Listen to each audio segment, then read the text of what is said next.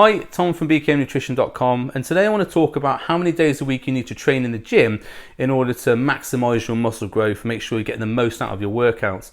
Now, I do get this question a lot, is how many times should I be training in the gym? What's the optimal workout split?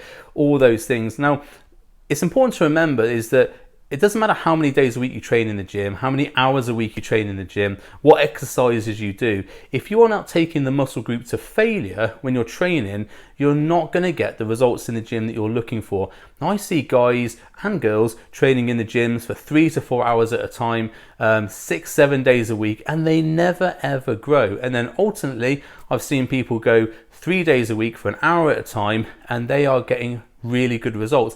Now, why is that? Because surely the time that you invested going into the gym should yield the results you're getting out of it. And I don't want to do a cliche of train hard, train smart, that sort of thing, but it is you've got to know what you're doing when you walk into the gym. And a lot of people don't know that they should be taking a workout to failure, or they do know it and it's a little bit too hard for them to do that, to take a muscle to failure, because it is hard to train legs to failure. It's hard to do deadlifts to failure or rows to failure, whatever. You know, it is hard to do that and have the mental capacity to do it. But I want you to understand that if you're going to get the most results out of your workouts, you need to be thinking about taking a muscle group to failure. So that's the first point. The second point to remember is that, and this is sort of, bodybuilders have sort of known this for years and years, but now there's a lot of research pointing to the fact that if you're training a muscle group to failure twice in a week, that is tending to give the better results than, say, training a muscle group to failure once in a week. Now, that would sort of be logical, but and you think, well, yeah, twice a week is better than once a week, and actually sometimes maybe 3 days a week might be better. Now, it's alright to think that, but then you think, well, actually, I've got 8 body parts. So I've got back, chest, shoulders, arms, hamstrings, quads, arms, sorry, that's 2, isn't it? And calves. So you've got 8 body parts. So how are you going to take all those to failure twice a week? That's a hell of a workout. And if you're doing a bodybuilding workout where you've got like 2 or 3 exercises, well, you're going to be in the gym for 3 hours. And this is potentially where this thing happens, where people go into the gym for 3 hours thinking, oh, I've got to do every single body part. I've got to do 3 to 4 sets per body part. You don't have to. What you need to be doing is sending the signal to the body, the failure signal, so you get the adaptation signal back, which then makes you grow. And Lee Haney, former Mr. Olympia, 8-time Mr. Olympia, always said you have to stimulate, not annihilate the muscle. And he obviously got very good results. He was yes, genetically very good, but certainly something I've seen in my own training and training with clients is that, yes, while we want to train hard, we want to make sure we're being productive in the gym. It's not about having this ego boost where we go into completely destroy legs. I've been there. I've been in that situation where I've gone into the gym. Yeah, I'm going to destroy legs, and you get people coming to train with you. Oh, they're going to see what happens when we train hard, that sort of thing. And yeah, you go out and you can't walk for 3 or 4 days. Oh, that was a good workout. However, you then can't walk for 3 or 4 days. So maybe your other training is going to be affected there. And then also, because you train legs so hard or arms so hard or whatever, you then can't hit it again within 3 to 4 days to get that double signal in the week. So potentially, by training hard in that one session, you've then maybe cheated yourself out of being able to train it again in the week. So something you want to remember is that when you train with weights, where you do something called stimulating muscle protein synthesis. So you get muscle protein synthesis from eating protein first of all, but also from training with weights. Now, when you train, say, a specific body part, say like chest, for example, you will get a signal, a muscle protein synthesis signal in that area for about 2 to 3 days while the body recovers and adapts. So you get a sort of spike go up, and then it adapts and grows and repairs, and then it's ready for the next workout. But what most people do, they'll train like chest once a day or quads once a week, quads once a week, whatever, completely destroy it in that workout. So maybe take 3 or 4 days to heal rather than 2 to 3. But then what's happening is the rest of the week, that muscle group is sort of lying dormant because you're not training it directly, you're not doing any direct exercises, although you might stimulate it with the other exercises you're doing, but you're not doing any direct work on it. So potentially you're limiting yourself because you're only giving yourself one spike through the week. So say Monday we train chest, we get a spike for say Monday, Tuesday, Wednesday, and then Thursday, Friday back through till the next Monday when you come to train chest again. You're not sending any signals in order for that muscle group to recover and grow. So this is why I say doing full body training twice a week does really help, and certainly the research has been done on this. Doing full body workouts twice a week has shown to give more muscle growth than say doing it once a week. Now, Again, you might say, well, that's logical, twice a week rather than once a week. How does that apply when I'm doing bodybuilding training? So there was another study which I think it was Menno Hanselman highlighted. I'm not sure the study itself, but there was it looked at muscle protein synthesis and the signal that you send. And if you were to say completely destroy the muscle in one workout, say a bodybuilder speaking, you're going to annihilate legs, that sort of thing. Well, you're getting that signal where you've got to repair the muscle before you can then grow it. And potentially, if you are using up all that muscle protein synthesis signal in repairing the muscle, how much is left to then help grow the muscle? And again, this comes back to this quote by Lee Haney: stimulate, don't annihilate. Make sure you're sending that signal to the body that needs to grow and adapt, but we're not overloading it and doing more than we need to do to get the muscle to grow. Now, again, I appreciate that people want to train a lot of sets and a lot of reps, and that's what they enjoy doing. But if you're looking to maximize your muscle growth, you might need to think about maybe backing off on the ego a little bit and going more for, right, I've stimulated to failure, that's done, I've accomplished that task, what is the next task to go on to?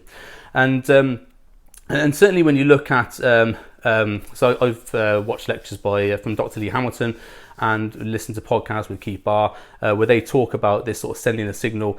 And an analogy which I think people tend to understand better is that, say you've got a row of dominoes lined up.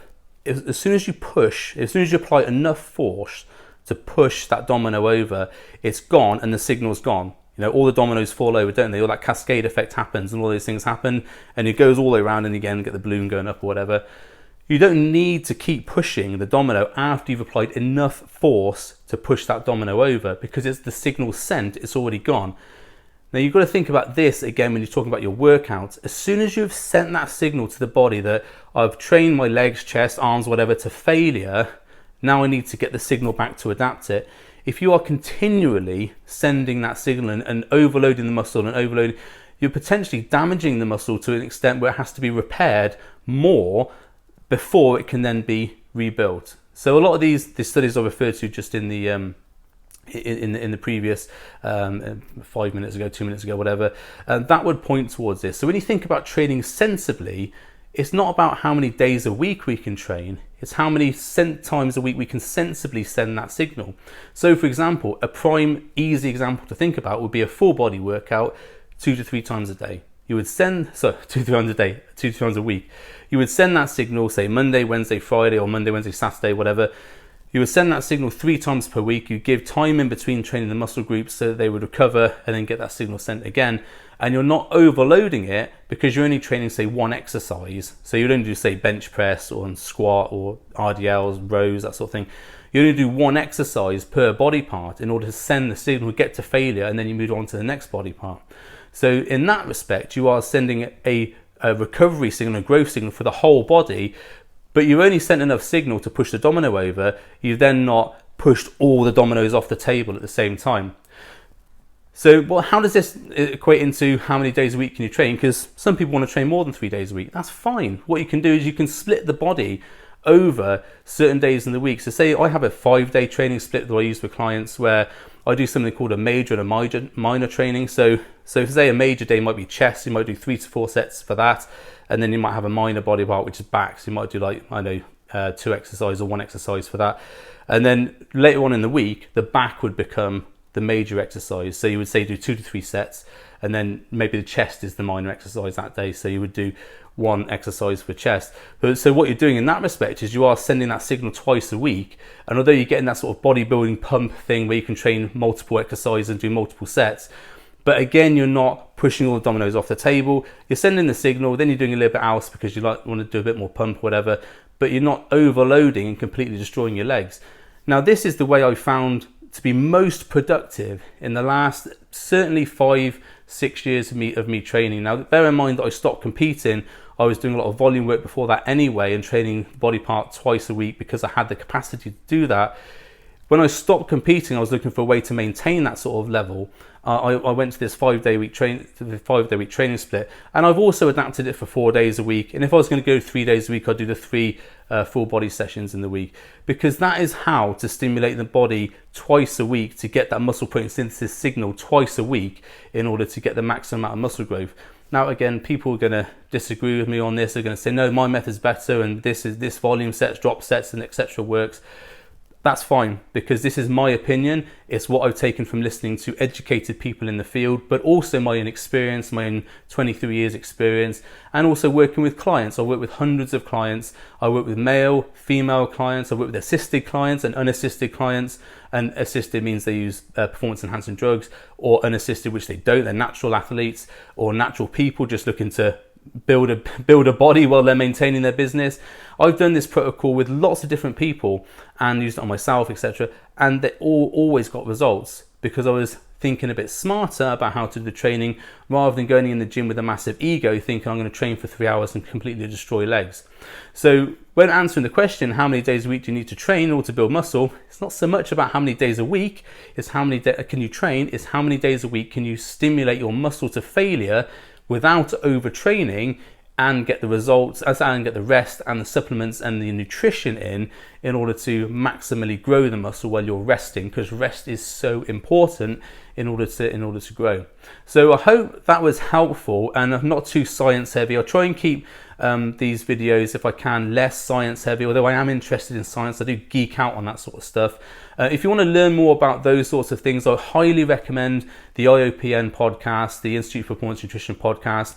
The host, Lauren Bannock, who is my tutor on the ISSN, gets lots of very learned people in to discuss these very in-depth concepts. And also the Sigma Nutrition podcast with Danny Lennon. He also gets people in to talk in depth about these things. So I'd highly recommend listening to those podcasts if you can. But hopefully I've given you a good overview of how to maybe apply a bit more intelligent training to your own training system, so you don't have to go in and destroy legs, destroy arms, destroy shoulders, whatever. You can go in and just mildly stimulate them, have a good workout, and not be sore for 7 or 8 days afterwards.